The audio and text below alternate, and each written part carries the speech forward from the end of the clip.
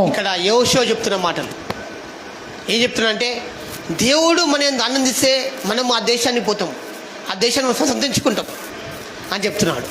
వీరికి ఆ దేశంలో ఆ ప్రజలందరూ ఒకటి, వీళ్ళిద్దరు మాత్రమే ఒకటి. అంటే భార్య భర్తలైనా కావచ్చు, ఇద్దరు స్నేహితులైనా కావచ్చు, ఇద్దరు ఇంకెవరున్నా కానీ చూడండి, ఇద్దరు భూమి ఏకీభవిస్తున్నట తన తండ్రి వల్ల అది దొరుకుతుంది అట.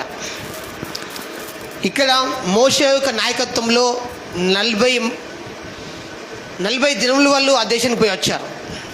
12 మంది వేగుల వారు. దేవుడు చెప్పాడు, నేను మీకు ఈ దేశాన్ని ఇస్తానని చెప్పాడు. మోషేతో వాగ్దానం చేశాడు. చేసిన తర్వాత వాళ్ళు ఆ దేశానికి పోవాలంటే చాలా తక్కువ సమయం, కొన్ని దినముల్లో వాళ్ళు ఆ దేశానికి పోవచ్చు వారు. అయితే ఏం జరిగింది?